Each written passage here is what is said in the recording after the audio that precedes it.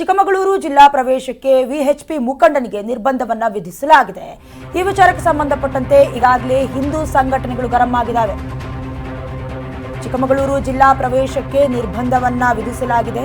VHP ಮುಖಂಡನಿಗೆ ನಿರ್ಬಂಧವನ್ನ ವಿಧಿಸಿರುವುದು ಜಿಲ್ಲಾಡಳಿತ ಕ್ರಮ ಏನಿದೆ ಇದಕ್ಕೆ ಹಿಂದೂ ಸಂಘಟನೆಗಳು ಗರಂ ಆಗಿದ್ದಾರೆ. ಬಿಜೆಪಿ ಎಂಎಲ್ಸಿ ಸಿಟಿ ರವಿ ಕೂಡ ಆಕ್ರೋಶವನ್ನ ಹೊರಹಾಕ್ತಾ ಇದ್ದಾರೆ.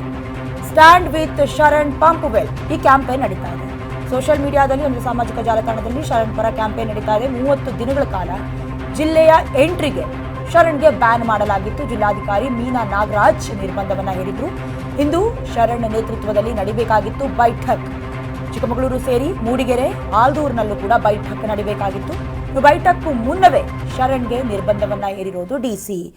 ಈಗಾಗಲೇ ಜಿಲ್ಲೆಗೆ ಪ್ರವೇಶವನ್ನ ನಿರ್ಬಂಧ ಮಾಡಿರೋದು ಜಿಲ್ಲಾಧಿಕಾರಿ. ಹಾಗಾಗಿ ಈ ವಿಚಾರಕ್ಕೆ ಸಂಬಂಧಪಟ್ಟಂತೆ ಹಿಂದೂ ಸಂಘಟನೆಗಳು ಕೂಡ ಆಕ್ರೋಶವನ್ನ ಹೊರಹಾಕ್ತಾ ಇದ್ದಾರೆ. ಸ್ಟ್ಯಾಂಡ್ ವಿತ್ ಮುಖಂಡ ಅಂದ್ರೆ ಏನು ಶರಣ್ ಇದ್ದಾರೆ ಅವರ ಪರವಾಗಿ ಕೆಲವೊಂದಷ್ಟು ವಿಚಾರಗಳು ಕೂಡ ಮೊಳಗ್ತಾ ಇದೆ. ಹಿಂದೂ ಪರಿಷತ್ ಪ್ರಾಂತ್ಯ ಕೂಡ ಅಂದರೆ ವಿಶ್ವ ಹಿಂದೂ ಪರಿಷತ್ ಪ್ರಾಂತ್ಯ ಸಹ ಕಾರ್ಯದರ್ಶಿ ಶರಣ್ ಪಂಪ್ವೆಲ್ ಚಿಕ್ಕಮಗಳೂರು ಜಿಲ್ಲೆಯ ಪ್ರವೇಶಕ್ಕೆ ಜಿಲ್ಲಾಡಳಿತ 1 ತಿಂಗಳ ನಿರ್ಬಂಧವನ್ನು ಹೇರಿದೆ. ಅಂದರೆ ಆಗಸ್ಟ್ 4ನೇ ತಾರೀಕಿನವರೆಗೂ ಜಿಲ್ಲೆಗೆ ಭೇಟಿಯನ್ನು ನೀಡಬಾರದು, ನಿಷೇಧ ಇದೆ ಅಂತ ಜಿಲ್ಲಾಧಿಕಾರಿ ಮೀನಾ ನಾಗರಾಜ್ ಅವರು ಆದೇಶವನ್ನು ಹೊರಡಿಸಿದ್ರು.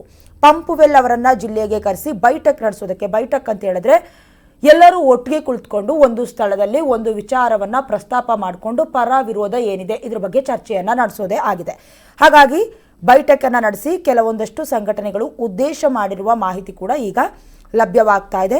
ಬಲಪಂಥೀಯ ವಿಚಾರಗಳಿಂದ ಪ್ರಭಾವಿತರಾಗಿ ಕೋಮು ದ್ವೇಷ ಹರಡುವ ಪ್ರವೃತ್ತಿ ಉಳ್ಳವರು ಇವರಾಗಿದ್ದಾರೆ.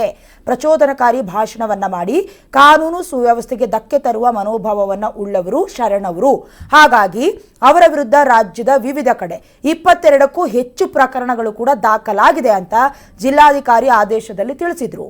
ಇವರು ಬೈಠಕ್ಗಳಲ್ಲಿ ಭಾಗವಹಿಸಿದ್ರೆ ಕಾನೂನು ಸುವ್ಯವಸ್ಥೆ ಏನಿದೆ ಅದು ಹಾಳಾಗತ್ತೆ. ಇದ್ರ ಜೊತೆಗೆ ಸಾರ್ವಜನಿಕ ಶಾಂತಿಗೂ ಕೂಡ ಭಂಗ ಉಂಟು ಮಾಡುವ ಸಂಭವ ಇದೆ ಅಂತ ಜಿಲ್ಲಾ ಪೊಲೀಸ್ ವರಿಷ್ಠಾಧಿಕಾರಿಗಳು ವರದಿಯನ್ನು ಸಲ್ಲಿಸಿದ್ರು. ಹಾಗಾಗಿ ಅವರಿಗೆ ಚಿಕ್ಕಮಗಳೂರಿಗೆ ಎಂಟ್ರಿಯನ್ನ ನಿಷೇಧ ಮಾಡಿರೋದು ಅಂತ ಈಗಾಗಲೇ ವಿವರಣೆಯನ್ನ ಕೂಡ ಕೊಟ್ಟಿದ್ದಾರೆ. ಇದರ ಸಂಬಂಧ ಈಗಾಗಲೇ ಬಿಜೆಪಿ ಎಂಎಲ್ಸಿ ಸಿಟಿ ರವಿ ಅವರು ಕೂಡ ಆಕ್ರೋಶವನ್ನ ಹೊರಹಾಕ್ತಾ ಇದ್ದಾರೆ. ಸ್ಟ್ಯಾಂಡ್ ವಿತ್ ಶರಣ್ ಪಂಪ್ವೆಲ್ ಅಂತ ಕ್ಯಾಂಪೇನ್ ಕೂಡ ನಡೆಸಲಾಗ್ತಾ ಇದೆ.